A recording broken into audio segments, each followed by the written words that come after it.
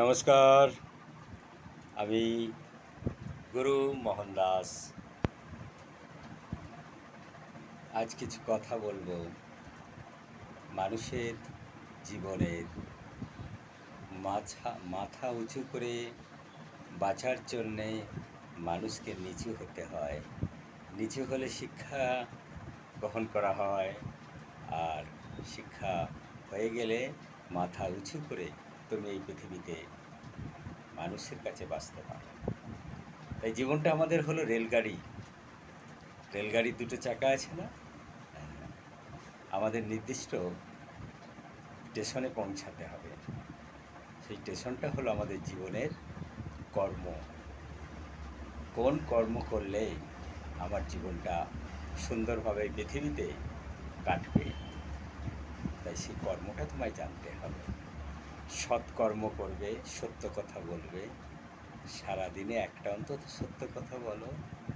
তাই শ্রীমদ্ ভাগবত আমাদেরকে যা দিয়ে গেছে, একটু তাকে দর্শন করো, নাহলে শেষ জীবনে তোমার ওই আত্মা আর পরমাত্মা তোমার সাথে থাকবে, কিন্তু তোমার অসৎ পথে কোটি কোটি টাকা হবে, কিন্তু তুমি বিছানায় পড়ে ছটফট করবে।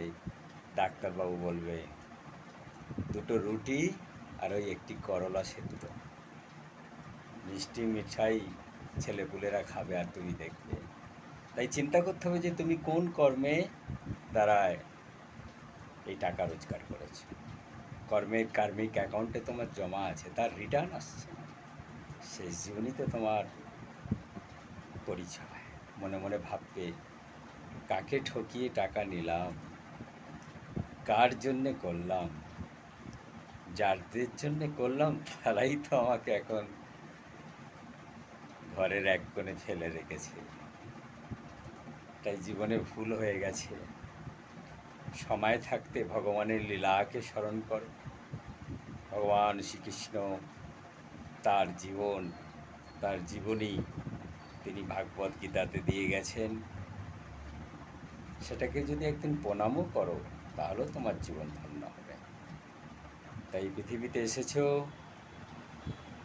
কিছু ভালো কর্ম করে যাও, কিছু ভালো দাগ রেখে যাও। জীবনটা সুন্দরভাবে পৃথিবী থেকে বিদায় নেওয়ার আগে ভগবানের লীলাকে অবলম্বন করো, তোমার মন ভালো হবে। বড় বড় ব্যাধি তোমার শরীর থেকে চলে যাবে যদি ভগবানকে ঠিক ঠিক ভক্তি ভরে ডাকতে পারো। নমস্কার।